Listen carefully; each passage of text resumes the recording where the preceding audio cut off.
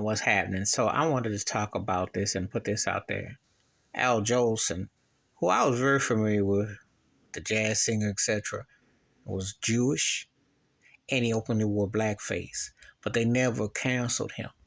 I bring this up because in light of when they was talking about how they say he brought jazz to the mainstream, so they justify his racist behind wearing blackface.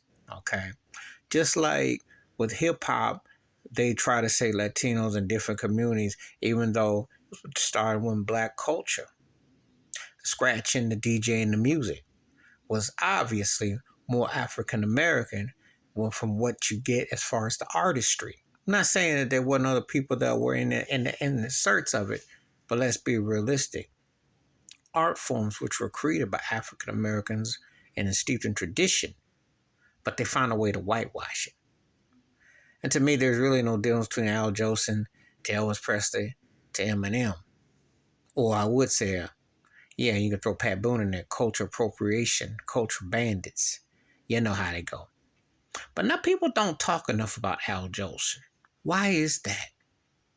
Because if you're Jewish and you can walk around with blackface on, you don't get the same kind of, oh, you got to go to school, you got to appreciate the culture, you got to, you can't do that, we're going to fine you $500,000, we're going to protest on you. And you say, well, that was so long ago, really, was it? Because Ted Danson got a commercial still. He wore blackface when he was Whoopi Goldberg. Howard Stern wore blackface and made racist N-word and get to be on the radio, and he's just as big as ever come. Meanwhile, they play Wendy Williams like she's cuckoo for Cocoa Puffs, but Howard Stern's racist behind and said all kinds of sexist stuff, barely raised an armpit to using left guard, let alone right guard. I say this to say that if you know your history, you know how the culture goes, and you have to do some on your own research, you can see how things are selective. And that ugly chapter of blackface is very modern because two of the late night hosts that are on TV right now, Jimmy Fallon and Jimmy Kimmel, both did blackface. A little old shrug of, oh, we sorry, or but there's no cancellation. Could you imagine the protest? Could you imagine if somebody black came out and said, I will never be on this show, I will boycott them? Could you imagine the time when Shirley Ralph was upset with Jimmy Kimmel because he was trying to grandstand the stage because he didn't like the fact that she got an award, that part of the show that got an award, and he was up there, took a nap, disrespectful, which happened this very past summer. Could you imagine that? But they would find something wrong with Shirley Ralph. They would never find anything wrong with Jimmy Kimmel.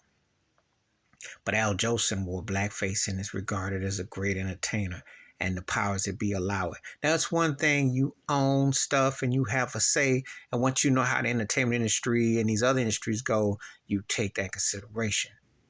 But blackface is a no-no. And if Kanye West, who I do believe tap dances in Uncle Tom's, I don't care about his conditions, because that other part of him then said some janky stuff. But the part when he talked about Jews controlling the industry, which is correct. So the black side of him, I'll give him a pass on that. That other side of him, they can have him. Kyrie Irving, though, got straight a white ball. But if they gonna get canceled and they want to come out to Chappelle and cancel, then Al Jolson, they need to pull it all off. They are selective with what they do. This very channel has Al Jolson stuff all up there in blackface. And there's commentaries from certain jazz programs, how they try to justify and try to reward that. That's how it works psychologically in America with 3Ks for over 500 years. Find a way to whitewash history. And before people say, well, you just, pop culture. No, because everything is connected. The entertainment industry is connected to the political world, and the political world is connected to the classroom, which connects to the penitentiary, which connects to the school system, which connects to the banks. And as you don't believe me, ask Kanye West, because Chase said we no longer want your business because of what you said. But imagine a white entertainer right now comes in blackface or says the N-word and openly, knowingly does it. And nobody holds them accountable. Please hit like, subscribe, welcome thoughts and comments. And I welcome your thoughts and your comments and responses. Please share the video if you want to. Wash your hands, keep your mind clear, watch out for another. And believe me, the Al Jolson syndrome never went away. Except in hip hop, they don't have to put blackface on.